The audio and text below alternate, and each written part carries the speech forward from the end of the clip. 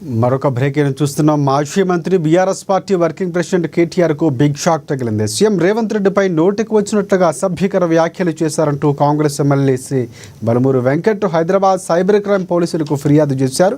దీంతో ఆ ఫిర్యాదును స్వీకరించిన పోలీసులు కేటీఆర్పై తాజాగా ఎఫ్ఐఆర్ నమోదు చేశారు. కేటీఆర్ మీడియా ఎదుట సీఎం రేవంత్ రెడ్డి పరువు ప్రతిష్టను దెబ్బతీసేలా మాట్లాడినట్లు ఆ ఫిర్యాదులో పేర్కొన్నారు.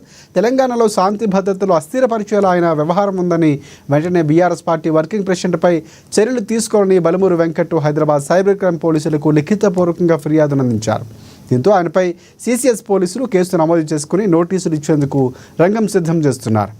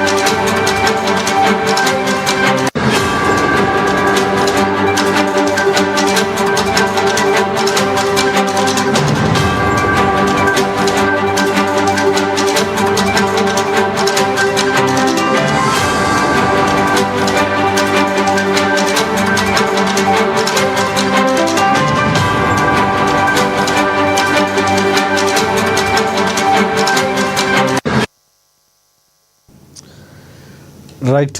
మాజీ మంత్రి బీఆర్ఎస్ పార్టీ వర్కింగ్ ప్రెసిడెంట్ కేటీఆర్కు బిగ్ షాక్ తగిలింది. సీఎం రేవంత్ రెడ్డిపై నోటికి వచ్చినట్లుగా అసభ్యకర వ్యాఖ్యలు చేశారంటూ Congress MLC Balmoor Venkat Hyderabad cyber crime పోలీసులకు ఫిర్యాదు చేశారు. దీంతో ఆ ఫిర్యాదును స్వీకరించిన పోలీసులు కేటీఆర్పై తాజాగా ఎఫ్ఐఆర్ నమోదు చేశారు. కేటీఆర్ మీడియా ఎదుట సీఎం రేవంత్ రెడ్డి పరువు ప్రతిష్టను దెబ్బతీసేలా మాట్లాడినట్లు ఆ ఫిర్యాదులో పేర్కొన్నారు బలమూరు వెంకట్.